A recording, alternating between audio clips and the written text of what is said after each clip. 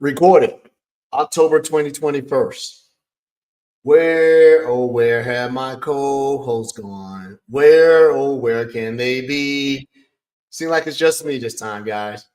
I knew that people could only bear me for so long. Welcome to the Microsoft Security Insights podcast show. I am Mr. Walton, your host. Brody will be late. He's out doing the Brody thing. Ray is having technical difficulties, but look at here. We have a Brody sighting. Brody's here. Hey, bud. Yeah, Ray is trying to fix her acoustics, and Rod is out speaking at yet another event function. Brody, hey man, this is a same date but different time because we have another guest that happens to be on a very much different time zone. We'll get them on shortly, but Brody, how you doing? I'm doing good, buddy. I'm doing good. Winter's here, man. It just started to snow. First snow of the year. So snow. Yeah, just coming down right now. You got it. It's gonna melt, but it'll be snow on the ground today. Yeah. So and my long sleeve shirts now. Yeah. Yeah. It is. Yeah. It definitely not snowing here in Georgia. 80 something maybe. Can't really tell by that. But you have a good weekend? Yeah, the weekend was great. My hockey team's undefeated, only undefeated team in the league. Go Jets, go! What else? Did a bunch of yard work in preparation for the snow. Had to get a bunch of stuff done. Pardon me. What else? It was a good time. It was a good time this weekend, and then this week's work's busy. I'm working on defining a security framework with a company in the US. And we are talking about secure network boundaries and security policy via Azure policy, via enterprise policy as code for another customer. And third customer, I am reviewing and building out secure practices for their key vault infrastructure and working on we're debating between like a service principal secret and a managed identity for one of their critical applications. So good times. Yeah, I had a pretty good weekend. I did some traveling personally with my run club. Went to Baltimore, ran the Baltimore Running Fest 5K. I tried to sign up same day for the half marathon. My legs felt good after the 5K, and then there was enough time between the 5K and the half marathon. You had like an hour to rest, a little bit more. I'm like, I'm gonna run the half marathon. But the bid was like $200. I'm like, it's day of. Come on, you're not gonna sell it. Give me a discount. I would have paid $100 for it. I can't pay $200 for it. But had a good race. Not my best race. I ended up running by mistakenly in my coach's shoes. So we're all at the start line. You know how you prep. I wear a 10 US size. My coach wears 11 and a half. I couldn't fast. God, these shoes feel so big. So we finally got there. We're too far away. I was like, hey, I got to do it now, right? And he was running. The marathon had already started. Yeah, the marathon started because distance is setting him off, right? So he's running in a size 10 in my shoe. And doing that. So Rod's here saying that the stream is jumping. I have no idea why it's jumping. Rod, he's visiting us from afar. Yeah, it's on Rod. It's Rod's problem. Yeah, it's not our problem. Whenever he's not here, all of a sudden things don't work. Yeah, exactly. Yeah, come on, Rod. We know how to use the internet, Rod. Yeah. Rod. Yeah. Well, other than that, man, that's it. I didn't do any work this weekend that I didn't have to do. I'm working on a huge RFP for a huge customer. And, they're talking about starting off with 11 terabytes of ingestion a day, then ramp up. So we're trying to figure those numbers, and I need to go back and revisit the architecture because they are not sort of optimizing their ingest to what they are trying to achieve with it. So I'm dealing with that. And I can feel our guest pain because they're in Europe. And when they have their meeting, I will be in the meeting. So they have it. I said, I can't make a 9 o'clock meeting, gentlemen. That'll be 3 o'clock a.m. my time, even though I get up at that time, but that'd be fine. So that's it. Ray, what about you? Oh my goodness. Well, I've been recuperating. I got my final done for my tax service management course, and I got 100%. So I got very good. I'm very proud of that. Now I'm starting my other course. So, on my way, making progress towards completing that master's. Uh, let's see, for actual work. So putting together the webinar for Defender Experts, public facing, very exciting. And then for our customers, working on the collaboration framework with our partners, because Defender Experts loves our partners, and we do really well with our partners. So making sure that our customers are aware of that model, and then obviously connecting with partners in that respect. So lots of exciting stuff. But again, I found it's not affectation; it's the gift from my child, the garden of kindness and germs that is kindergarten. So here we are. Awesome. And shout out to my great. friend who's getting an MRI today. So all the folks that have had brain stuff and all that jazz, just send good vibes, positive energy to my friend there. Yeah, well, it sounds like we had activities, but overall everybody sort of relaxed. I know Rod was traveling. He's down there doing his thing. He's speaking with Martin at the MMA in Florida. Don't remember if it was Orlando, Fort Lauderdale, or which one. So shout out to Rod. He's probably trolling us on the back channel. I do have one thing before we get our guest on. So I was trying to catch up on some posts and some things.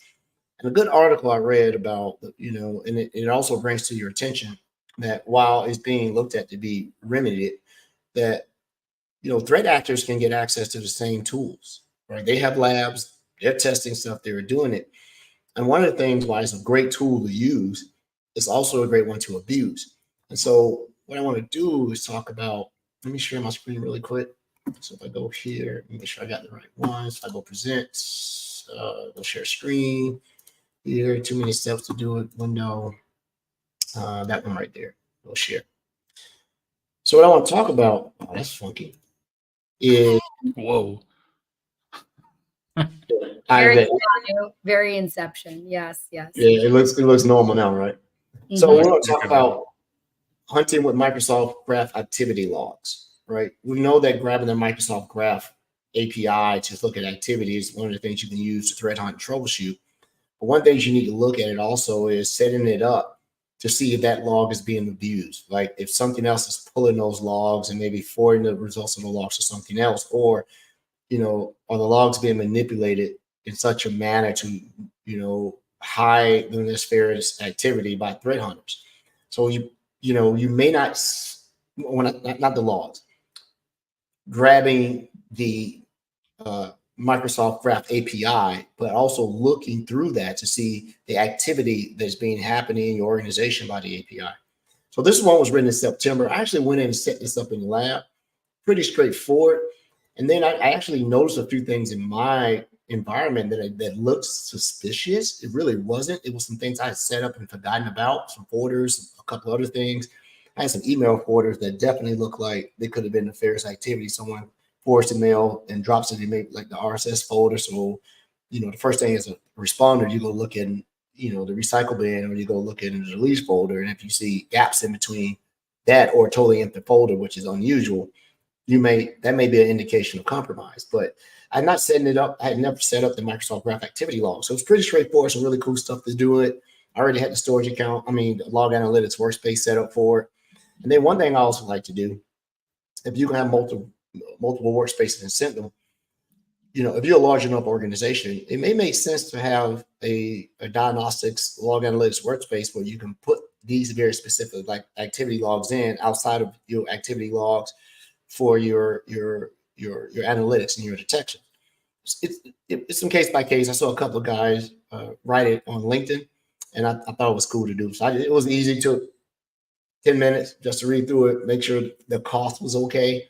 And the other thing you can do with this is someone's using Copilot or something else. In certain instances, you can detect activity if they're working with managed identities or doing API calls on behalf of applications. So for those I'll put the link on copy. It's not going to be super neat inside the chat here, but definitely it'll go into the show notes. So I thought it was a good exercise to do. I'll go ahead and stop sharing so we don't get the inception type of scenario. So stop sharing. Cool, man. With that, Rod, what'd you do this weekend? Well, Edward, I did nothing. I was a lazy bum. That's typical, Rod. So we'll go ahead and go from there. Yeah. Rod. Hey, Flexing Tony in chat said, FYI, can take about 4+ days for the logs to start flowing. Is that what you? Oh, that's good. Edward? I did not know that. Yeah, I set it up, make sure I had no errors, and I sort of walked away. But what I did was I wanted to get some KKL queries to sort of look against it, and I also wanted to see the tables, how they manifested. So I want to go take a look at that. That's a big project. I got to get this RFP done Friday. It's still a lot of moving parts, right? So we'll get that done.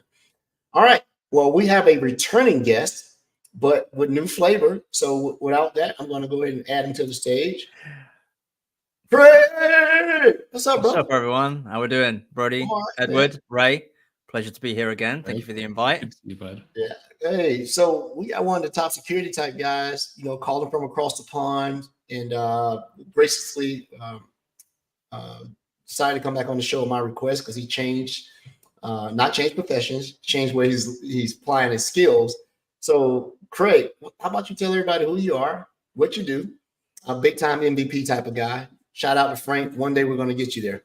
All right, Craig. So introduce yourself to everybody on the show, sir. Sure, thank you. So my name is Craig Fretwell. I'm a 3-time Microsoft Security MVP. I've been in cybersecurity for around 16 years now. I mean, I look and age pretty well, even though, security really takes the years off you. What are you laughing for, Brody? I'm 3-time security MVP, and I look and age well. Not a big deal. Just like that's how I do my intros. Brody, this is something to aspire to, man. really. Yeah. I love it. I think we need to boast more in our introductions. Not like I've been here 3 years. Like I look great and I kick ass. Not a big deal. Nice to meet Having you. that positivity and that mindset, right? Mm-hmm. Right, Abundance right. mindset, Craig. Exactly. Love it. So yeah, I currently work at Rackspace. I'm the interim global head of cybersecurity operations. If you don't know Rackspace, I'm sure you would have heard of Rackspace. So they started in 1998 with really an idea around, don't just give businesses like service space, but like help them manage it. And they built their reputation on what's called fanatical support. It's just going above and beyond, customer service, really setting themselves apart as a hosting provider. We're not just offering basic services, but doing everything else. So yeah, I'm currently at Rackspace. So you said interim global security guru, 3-time MVP type of dude, right? So have you given over to the dark side now? You managerial, or you still hands on the keyboard? So, I mean, I'm always a techie at heart. Once you're a techie, you're always a techie. Really, you never really come back from that phase. I mean, I started at the beginning of the year in Rackspace, and I was originally hired as a senior pre-sales solution architect. Focus on like selling and solutioning security services. And then after about 2 months, I sold my first huge MXDR deal. And then an opportunity came up that really aligned with my skill set from previous jobs. So I kind of transitioned into this role as an interim. And I just really unlocked my creativity. I'm currently leading multiple, innovation initiatives. We're doing a lot of cool R&D across several areas in the SOC. And, my focus is on aligning those strategies with broader goals of the company, but, driving that innovation, that support transformation, and that growth within security operations at Rackspace within our Rackspace Cyber Defense Center. And it's been awesome. It's been a lot of work. It's been very tiring. But I'm very fortunate to work with some incredibly talented people who make the job more rewarding. Everybody at Rackspace and in the security team, not just the SOC, but everybody's so forward thinking. Everybody's really open to learning, throwing crazy ideas out there and then putting that into, reality and showing that positivity, going the extra mile, and that's what you need to help achieve success. And Rackspace has a proven track record of that. When you have the right people a positive mindset and the right technology, everything, comes together like a well-oiled machine. I'm starting to sound like one of those motivational posters, like success is a journey, not a destination. Hang in there, right? Yeah. Hang in there. Yeah, you got You it. transitioned 2 months after joining?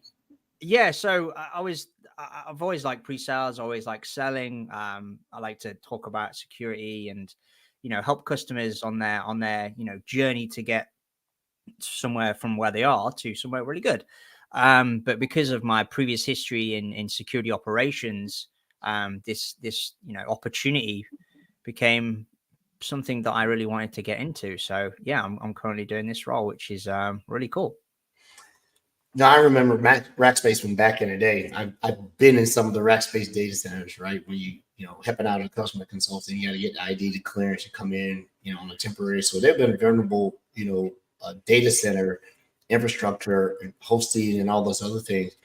I'll admit, until such time that I had reached out to you, once I saw that you had changed roles to get you to come on, that I did not know that they had a competitive, MDR/XDR solution, right? Mm-hmm. But it sounds like what you guys primarily do is the MDR stuff. You're not looking into analytics when it comes to log ingestion sold around SIM stuff, or do you guys do a managed SIM offering also? And forgive me for not looking on there, but when I looked it up, they do have all. How dare you not do research? How dare you not do research? No. So in 2010, the Rackspace teamed up with NASA to create OpenStack. NASA had massive data needs, and Rackspace was, looking to push, beyond traditional cloud hosting. So they built OpenStack together, like NASA and Rackspace. Like that's freaking huge. And as the company moved on and expanded, so did Rackspace. So, they didn't just start, hosting cloud server and support, they started expanding their portfolio of services to data, apps, Snowflake, data analytics, security, all the clouds, AWS, partnerships in all of these special areas. And now they have this fully managed 24/7 SOC offering, which is backed by a technology called Microsoft Sentinel. I'm not sure if you've heard of it. No. I think it's one of the cloud leading native SIEMs right out of the minute, but I'm not 100% sure on that. But Rackspace is very vendor agnostic, so it allows us to cater to all types of customers, meeting their specific needs when selecting the right technology for their business. And this, flexibility ensures that we're not just restricted by vendor limitations when we look at, different solutions for the customer. So we have a managed EDR offering that's split into two different technology focuses, one being CrowdStrike and the other being Defender for Endpoint. And the same for our vulnerability management detection and response service. We cover Qualys and Defender. So this ensures that we cover all the bases, giving the customer the flexibility to choose, the right solution that's fit for their environment. And, some customers don't like putting all their eggs in one basket. Yeah. Okay. So you threw out the Sentinel thing. I get it. It's in there. So you guys do that full service around security and that. But within that offering that you have, is it still hosting customers in your data center only, or are you able to extend your management plane across someone who may be in the cloud in addition to their stuff? Because I know that the EDR stuff around Defender for Endpoint on the workstations you got the SIM piece that you have in there. Are you guys like doing an overlay for Defender for Cloud also? So yeah, we have those opportunities out there, but the main focus is it doesn't matter if you're in a private cloud or a public cloud. The MXDR offering still caters to every need. So we have the capability to really transform any business and get them into our service. Yeah. Okay.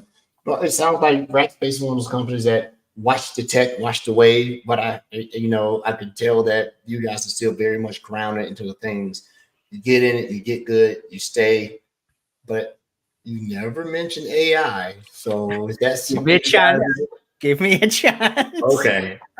So before he goes there, go then. Yeah, the eggs in one basket argument, I think, is a poor argument. I'd say integration vertically has much more benefits than segregated solutions that you need to then integrate after the fact.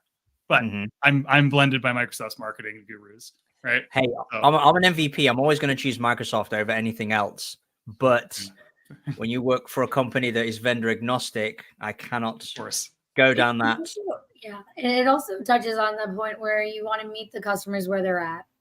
And you want to help them shepherd them along that journey, and it's going to look different across different customer situations. So I totally understand that and respect that. And Craig, may I ask, do you also like manage the implementation, or does the customer need to come to you like ready to go, even if it's a diversified environment? So they just need an Azure subscription, and everything else is deployed automatically.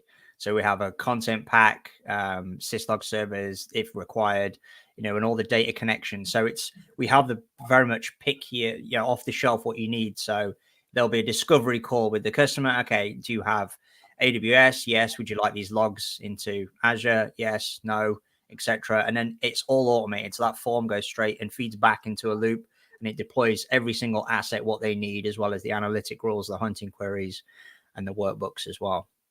Okay. Yeah, it sounds like you guys have a pretty comprehensive offering to be able to get customers on board. And it sounds like I'll assume you can blend it where customers still want to be a little bit of hands-on in how they go about their day-to-day, and you guys handle other aspects.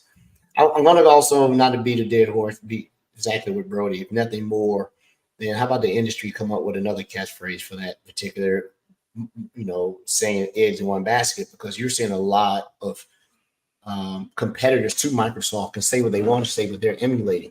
They're emulating the platform, which is XDR 365 by acquisition. Palo Alto's doing it. They're buying it so they can build it. You think Cisco's not trying? They bought Splunk. You see all these other ones. So everybody wants a comprehensive platform because they want that integration, and everybody's going for that unicorn, which is the single pane of glass. And even to this day, with Microsoft's unified portal, there's no single pane of glass. There are still pivot points where you're going to have to pivot out to do it. And the phrase "all the eggs in one basket," how about we come up with something like, "Let's not put all your hens in one house." Maybe that's when we go with for a while. Let's not put all your hens in one house. Spread those hens out. There you go. I don't know. We have to silo all the hens. This like farm analogy here, and we're like, let's transition from eggs to the hens. We're gonna go upstream. Like, how about let's revamp this all together. I'll noodle on it. Don't put all your houses in one farm. But then all your houses are close, and services can be delivered to your houses in an efficient manner. Yeah, and cost. Delivered by chickens.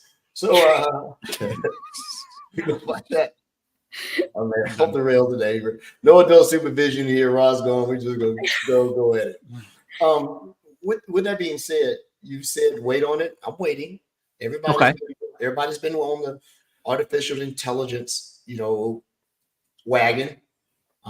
So let me hear if Rackspace has a pitch for how they are innovating and pivoting and doing what's best for the world with AI. Are you guys in that same discussion with every other company? And when I say every other company, it's not in a negative way. That is because everybody knows that if you don't say something, they're going to assume that you're not doing it.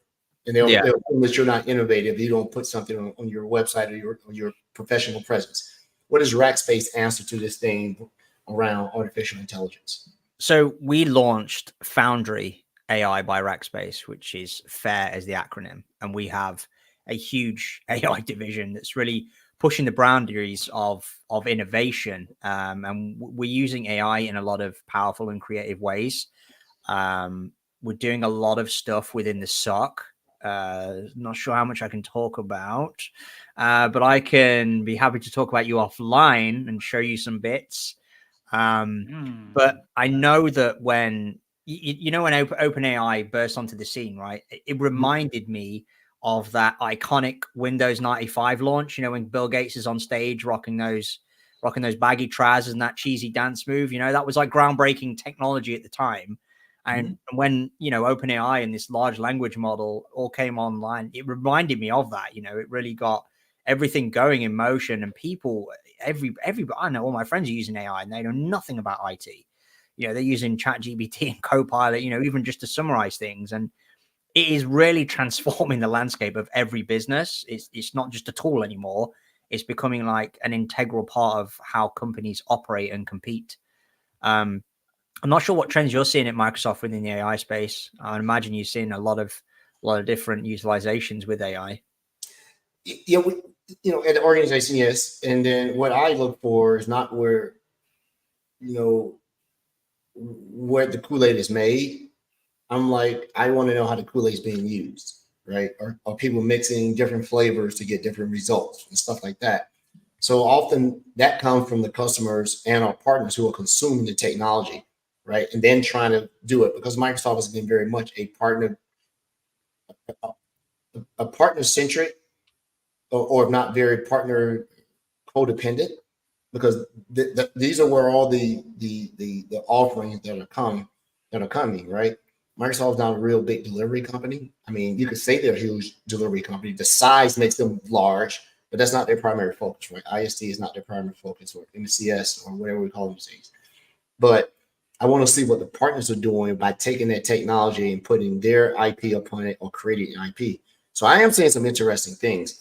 I sort of really got ingrained with all the co-pilots the last week or so, and I absolutely was amazed in some of the stuff that you can do if you really embrace it and look at it beyond a browser. I'm sorry, a search engine, because you fall into the search engine realm because you're interacting with it in a browser fashion. I believe that if Microsoft had their AI in a non-browser, it was an application that you install, even though it is sort of segmented. Once you get inside of it, you can see it. I learned something very interesting about Bing Copilot. If you ever want to try to export or pull all of your past prompts out of it and try to put it into any HTML form, watch what happens.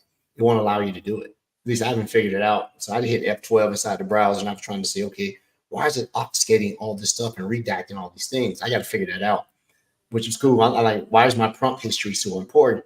But then again, I would think, yeah, as a hacker, I would like to know what prompts you're running, what you run and what you've done, right? And the way that you can sort of flip my brain like a coder. So I wrote in variables to say, if you see this word, I mean this word. Or if you see these set of words in this context, this is what I mean. So I don't always have to do it. So big shout out to Tony Sims. Him and I beat it up last week. We're working on a little AI project, Copilot project now. And it was pretty good to see. So yeah, the short answer is, man, people are finding ingenious ways to do it. And that's not just Copilot. That's Perplexity, that's ChatGPT, and a lot of these other models, right? Being able to do it. But, do you think there's still a risk of like not having users have too much access and not enough security around data management? So like this is a scenario that I had, and I did a talk on this at the start of the year. So basically, if a user account becomes compromised and they have Copilot, and say they're a manager, and the adversary, goes through and grabs all this information about people's salaries and whatever, because they will have access to this. And then, they send an email saying, okay, send this email in the same tone to everybody, the whole company, include like a phishing link in it. So they're immediately going to think, okay, this account is coming from a manager. There's going to be no suspicion here if they disguise it in the correct way. But then they click that phishing link, and obviously credential theft can happen in the background. Is there a way for Microsoft, because I can't see how to do this, detect on when there is a stamp of malicious activity that they're trying to do a jailbreak, or user is doing something outside the ordinary? Because if that account gets compromised, how do you know that A, the account's been compromised, and B, that they've compromised Copilot as well? I would give you an answer that's only for it, right? Somebody else is probably gonna have a different answer and everything. So let me break this into two parts. And then there's a cool solution or application that's SaaS based that I saw. that you stick in front of Microsoft Defender for Office and you put on the inside too, it looks at that type of behavior, right? Okay. This person's never sent an email at this time of night or to these people before. All of a sudden, it's a person that's working, administratively, interacting with C-suite, or watch the C-suite talking to the shipping department, things along that line, right? So there are third-party solutions outside of Microsoft. Now you're saying, is there a way to do it? That's hypothetical. Go through this, and maybe Brody. Brody's more of a compliance and data type person than I am, and Ray is a incident responder and hunter by virtue of working inside Defender Experts. When you say, is there a risk? There's always risk. Okay, I had a metaphor, but it could be a little bit serious. So let's put it this way: if you have children in your house and you have medications that could be harmful if taken in mass, do you eliminate the risk by not taking the medication, or do you mitigate the risk by making sure that it is out of touch and absolutely, for lack of a better word, put it within guardrails? Guardrails being in your medicine cabinet, being locked up, and if you want to go so far, the bottle says 8, you come in here and it's 6. Where did the other one go? So an IT perspective is you need controls. Controls, risk to me is not knowing what you don't know. If you don't have adequate logging, if you don't have a way to protect its confidentiality and integrity of those logs, the Purview product and the Insider Risk looks for that type of behavior. Why are you doing these type of behaviors, right? Yeah. You're also going to see that Copilot may become a tool that you justify in your role. Right now, most other people are turning it on flat up 365 Copilot in their environment, right? And you see it when you open up your modern apps. It'll say Copilot. You have to be able to you have to go back and see what they are doing. Now, if you understand what they're doing, you can build, analytics, normal trending, lines, and things that sort of mark what normal behavior is versus what is that normal behavior is. But you can never eliminate risk. There is no 100% way to do it. Now, will someone get ingenious about it and use it? I think the answer to it, you have to use AI to catch the abuse of AI, right? And I say it on the show a lot of times. Brody's heard me say it, Andrew say it, everybody say it. You need something that says, if it walks like a duck, swims like a duck, quacks like a duck, fraps like a duck, then it's probably not a duck. Because why is this duck going out of this way to prove this is a duck? Right? Go ahead, Ray. I'm sorry. No, I said it was a hen. The hen. Yeah, it was a hen. The hen did it. Why is this hen acting like a duck? Right? And so that was a good question. And I would say to all of our listeners, chime in. Maybe that will be one of our show discussions. How do you give people power to innovate? Satya said it. We want to innovate and give everybody a computer in the world. Now we want to give everybody Copilot in the world. Well, if you can give everybody a baseball bat in the world. Bats don't kill people. People with bats kill people, right? There you go. So Brody is contemplating that. Brody, how would you do it? Your hairline's receding and your brain is smoking. You're thinking about this. Jeez. I'm trying to not lose track of the original question with your ongoing answer. Okay. So let's just. Craig asked, paraphrasing, how can we detect when a malicious actor has taken control of an identity or is manipulating Copilot itself outside of the regular bounds of its behavior? Is that correct, Craig? That's right. Bang on. Okay, perfect. So personally, and I want to look this up, I don't know of a Purview, air quotes, solution that shows insider risk when interacting with the built-in AI within Microsoft system. But I do know that with insider risk, if you are working on documents,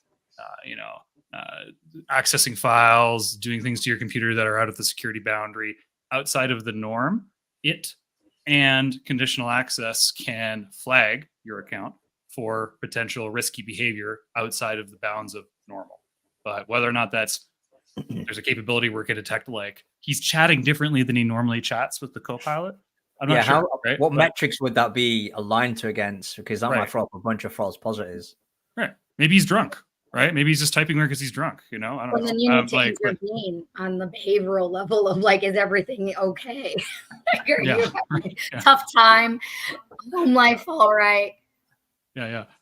So there's like communications compliance capabilities where if all of a sudden I'm messaging Ray, you know, or Edward, probably Edward, a bunch of swear words, you know, all of a sudden, like I could be, you know, a risky individual for other reasons, right? So I think it comes down to more like, are you leveraging the AI to access things you normally don't access or search different things?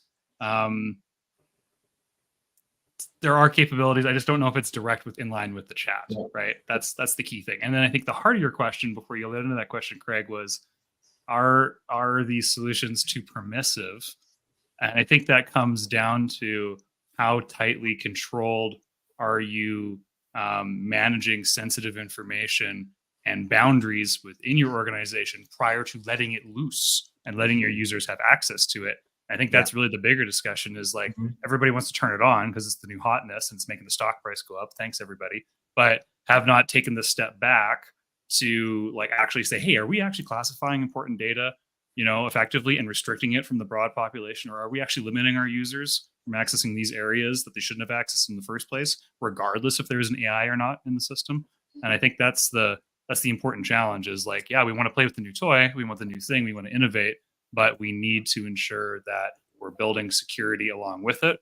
If we're not going to prepare for it originally, we need to like get on it and do it now. If you don't have a robust security program in place. I'm done.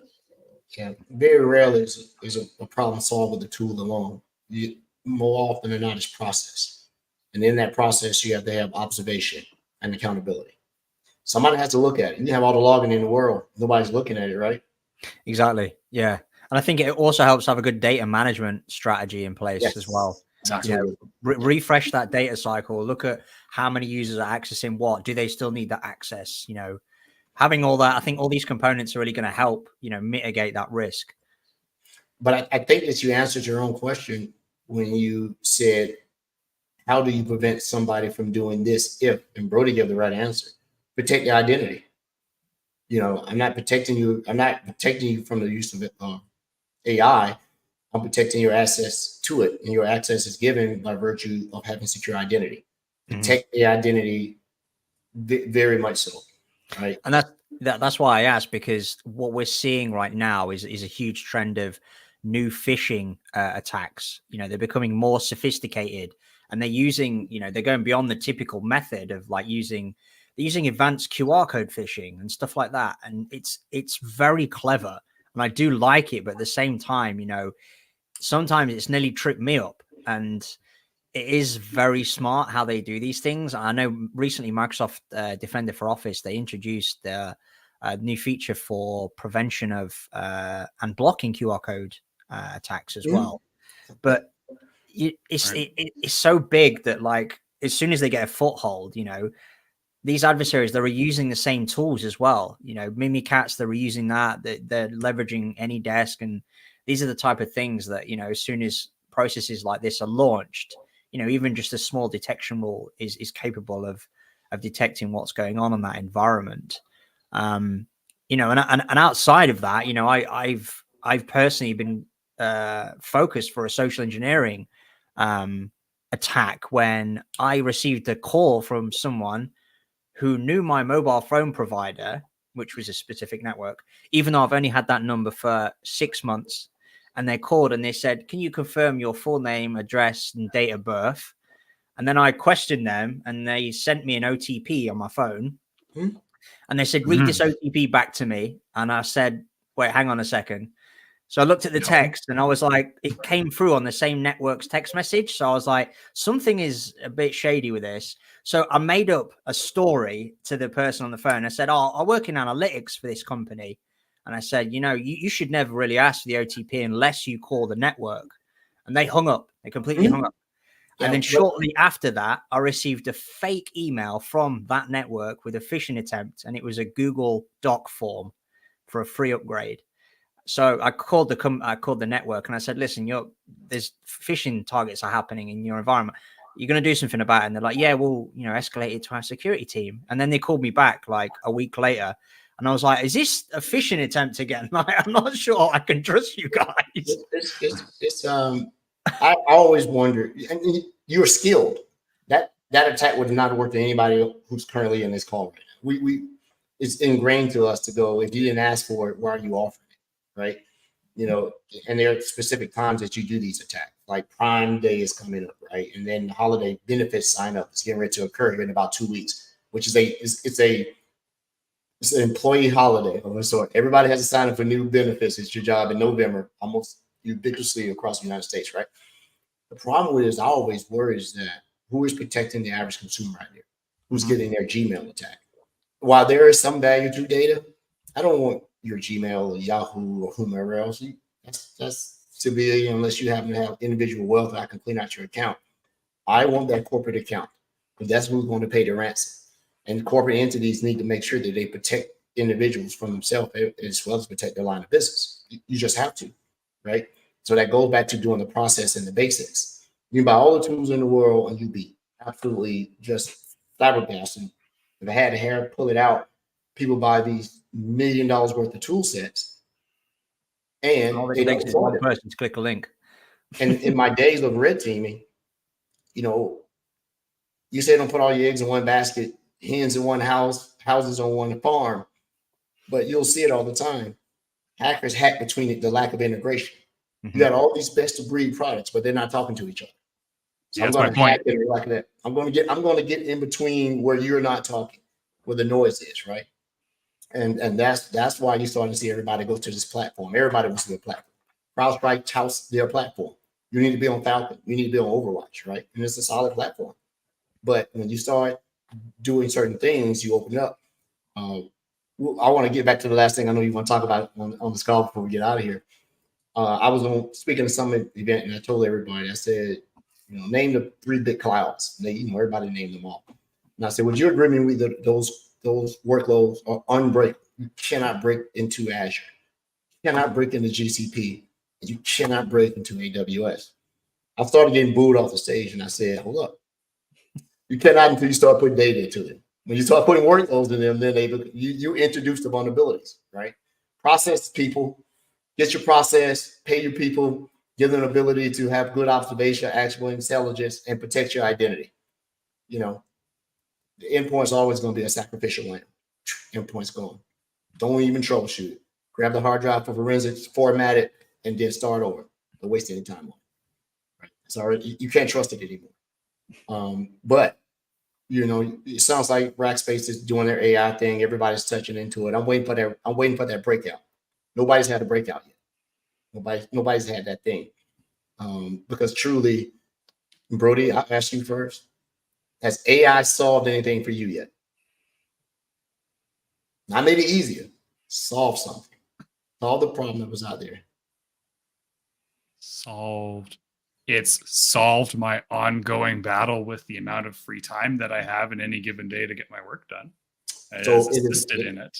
It is solved the ability of productivity and availability. Okay. And nothing's been solved for me. I love working with AI to generate solutions or bounce ideas off of, or think of things that I haven't thought of, and reduce my research time and my requirement to create documentation for customers, which is significant. And it's reduced that significantly. And you still have to double check everything, of course. So that's a big help. There's a lot of things I would like to leverage AI, but to like deal with my firestorm of an inbox more. Like I already employ zero inbox tactics, but I feel like there's a way I could leverage it more to just auto sort for me, or to give me, you know, things of that nature. I would welcome that, but then I'm afraid of missing something because I'm a control freak and I want to read everything. And from a security standpoint, I would say it may assist with the skill requirement to effectively hunt or deal with post-incident activity from a security spectrum with Copilot for Security, but it has not solved security breaches, of course, right? But lowered the barrier of entry, which we've talked about to a large extent. So, but like, does anything really solve something? You know, were you ever really solving world hunger, or What are we solving? How are we qualifying solve? What do we mean by that? Well, we don't. We're asking that when something is a matter of perspective, right? So I'll ask you the same question, right? And whatever AI tool that you choose, has it really come in and solved an underlining thing that I don't? Everything seems to be augmentative, reduce, more productivity, more efficient. And I'll give you my answer in a second. But Ray, has it solved anything? Okay, but I mean, define solve. What is like? It's no longer a problem in any aspect. It's no longer. I no longer have to think about it. It's set it and forget it, and voila. Is that what we mean by solve? It was something that it's highly problematic, inefficient, caused you to use more time than the resulting benefit was. So solve is very subjective. It's not an objective answer, but I like to say solve because I want to try to sit here and drive a finite answer to something that's very loosely defined. So Brody's answer right on point. He went down these things, but there wasn't a solve because, and I'll tell you where I'm going with this question. So is there a solve, Ray, or is it almost everything Brody said? It made you better in certain aspects. It's solving the anxiety in some ways around like upskilling for me, bolstering technical chops. Absolutely. And I see that even in my day-to-day engagement with customers who are leveraging our managed service and Copilot for Security. I've seen that. And then personally, outside of Copilot for Security, but if we look at the spectrum or the continuum of Copilot offerings, I have a deep well of empathy, but when I am tailoring communications, I have a very specific default mode, and it is very direct and rowdy and in your face. And I can like very much put that in Copilot in Ray speak. And then I say, make that nicer person. make it and it's like, and then it's the most very empathetic, very sentimental, very like human friend. I'm like, that's fantastic, thank you. And then I learned, so it's upskilling me in a very like, it's updating my human algorithm and helping me human better and more effectively. So it's made you better, but haven't solved. It's the anxiety of like, am I doing this right? Because internally there's an instinct in me that says, oh, it's missing the mark, or, you know, like if I put it together, I'm like, is this too much? Is this too sharp? Is this too full Ray?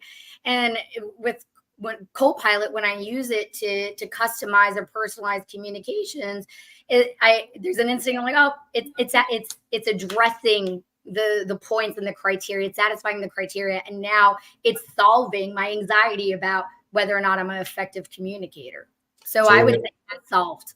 We have a work professional scenario. We also have personal, and then work, and then Craig, yours really quick, and I'll give you mine. I mean, AI's helped me to code Python better. It's not really solved it for me, but I knew basics of Python, and now it does comments and everything. It's powerful. But if you look at AI and what Tesla's doing, could we just talk about that real quick? I'll give you my answer really quick. Yes. Go on. It has solved something for me. It has solved the biggest thing I've had throughout my career in personal. How to get started, whether it's writing paper, whatever else. My biggest thing is how I find myself like the hardest thing of anything is how to get started. I find myself going to whatever Copilot of choice that I use, whatever AI application of choice, and it helps me get started. I can say that it solved the problems of my inability to get going, because I use it now to help come up with a train of thought that then allows me to sort of executing, because I second guess myself to death all the time. And when the more experience you get, the more you second guess yourself. People think that when you're experienced, you're like, oh man, this is just like memory muscle. It's like Ray said, you're like, well, what about that? Oh God, I remember that project I did. Oh, that may not be the right answer. But when I can just type in without having to sound smart, without having to prove experience, without to have judgment of your peers. Why are you asking that question? How long you been doing this? I can go into it and now I can get started. And to me, I believe it has solved the ability for me to get started in any task that I have. And that in itself, I'll give it to it because that's it. It's solved how to get started for me. That sounds like, well, yeah, that's not really anything. It's helping you get started. I said, no, it solved the problem because I could not at all. And things never got done. My desk has never been this free of sticky notes in my life. There's not a yellow sticky note anywhere. So that's it. It solved it for me. So Wicked. But hey, you want to talk about AI in a different aspect, Craig. If you want these technology geeks, tell me one thing that you like about it that not necessarily in a job. You want to give some time to it. I mean, the Tesla thing that Elon did was sick. Like these self-driving cars, right? Insane. Imagine you have one of these cars, you could just go out, get smashed, and then the car just comes and picks you up, right? But during that time that you're at the bar, it's also driving around other people, earning you money. You know, that's crazy. It's not sat there idly, you know. But if you, I've really thought about this, like if you embed like the right security protocols, you know, so it notices that you've had a couple of drinks, it could, you know, lock the front two doors when it's in autopilot mode and has a way that, you know, no one could override the manual system to like prevent like drunk driving.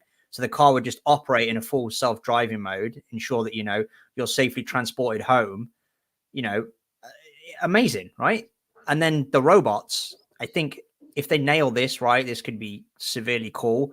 So I know that they did the launch with VR, but imagine if they did the robots and they were fully, you know, they had the freedom to move around, but they were controlled by someone in, I don't know, another country, right? They could handle everyday tasks for you, almost like it's the same as like having a maid in your house, you know, but the robots, you know, you could power them up and they could, you know, make you breakfast in the morning. You know, they have an alert. Oh, Craig's awake. Go make him breakfast. You know, breakfast protocol has been activated. You know, and then robots goes off. It makes you scrambled egg, but it's someone else controlling it through VR, right? And then, you know, you could have it clean your house. And then for privacy, you could implement features like facial recognition blurring, or, you know, the robot won't use real names. It will call you sir, ma'am, or child, you know, and everything's encrypted, photos and personal, you know, items and family pictures. These all could be blurred. So only the robot or the person controlling it only sees to get the job done. Mm-hmm. You know, it's creating that convenience without sacrificing, you know, security or privacy. You know, that thought around policing. Good thoughts. Policing inadvisable behavior has been around for. When you allow people to self-police, a lot of times, even though I'm a huge fan of individual freedoms, a lot of great gains have happened because you need to have your freedom spirit to do things, as long as they don't impose upon others, right? But I thought about that. I knew you were going to say that. The car can sense when you had your BAC is too high, so it won't crank, right? Or do something like that. Or it says, I can sense that you've had too many drinks. Do you want to override this? You can put in controls like, you rode into this, call wife first before authorizing start up and drive home.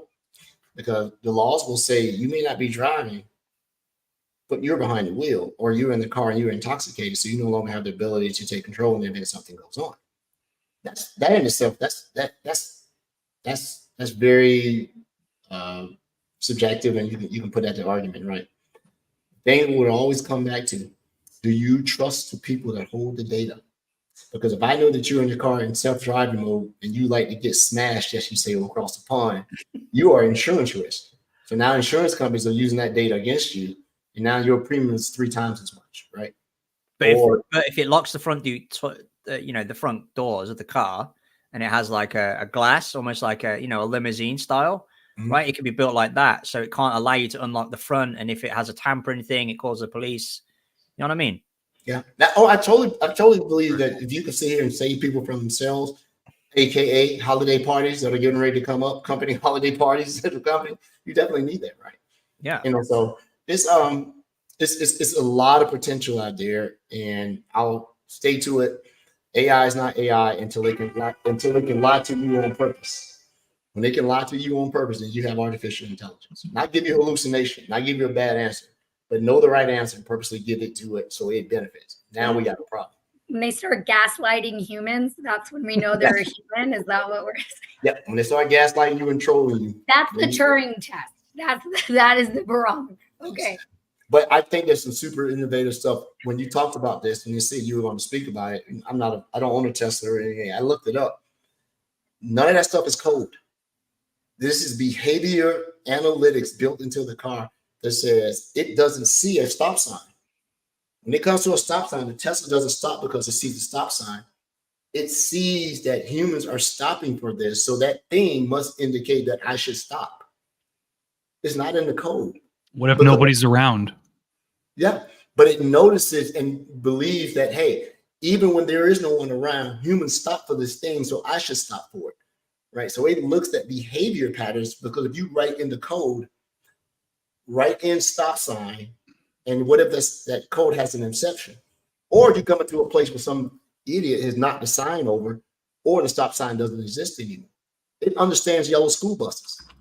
It knows not to pass the yellow school bus, right? Because they've seen other people slow down behind it. So I went behind it was code. I'm like, everything's code, but it's not written into. You won't see stop sign, school bus. You'll see all these things in it. So the innovation is there. Now, will I trust it? I don't know about that yet. We'll see. Bro, you have a Tesla, don't you?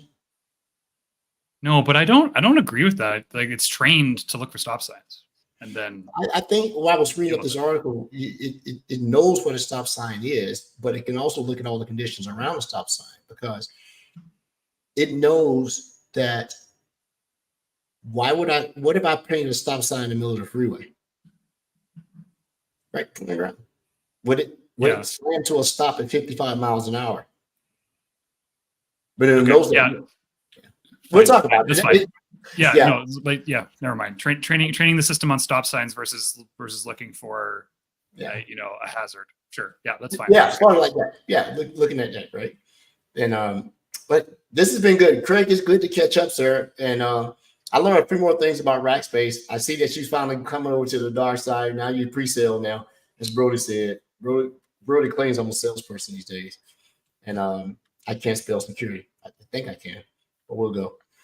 Anyway, this was a good time. We got a great amount of listeners. I think the 3 o'clock time zone allowed a lot of folks who were on the other side of the time zone to be able to join. We appreciate everybody joining. Any closing words, Craig, before we get you out of here? I know. Yeah, who said the Spider-Man thing? So I got something cool to show you. For the Halloween. Scholar, baby. Look at this. Yeah. That's super cool. They're paying people lots of money at Rackspace to buy their toys. You do that. All right. I actually watched Spider-Man No Way Home over the weekend. Pretty good. It's really good. Yeah, I did that. Well, everyone, thanks for coming on the show. We will be back next week, back at our 5 o'clock Eastern Standard Time zone. And next week, we're going to have 2 shows. And you don't have to pay for the second one. I don't think you have to pay. Buy one, get one. Yeah, get one free and buy one. There you go, flip it around and come back. So we're going to have a special show in the middle of next week. You probably want to stay tuned. We're going to get into the nuts and bolts around what threat hunters are doing. Like, what are they doing hands-on keyboard, and get really technical into the weeds about what they're seeing out there in the wild versus what you're just reading. So we're going to take the abstract risk and threat, and we're going to put some meat behind it till our listeners what our experts are seeing in the world. So until next Monday, which is the 28th, I'm gonna pull my shameless rod, which is my birthday. Cash is always welcome. Yeah, always do that. You guys, our listeners, have a good rest of your day, and we'll give in another hour back to you. Have a good one. Awesome. Craig, good to see you, man. I'm back over there. Thanks so much. Appreciate it. That thing. Yes. I do the brand. Do it and come out of here, man. Everybody should have it already.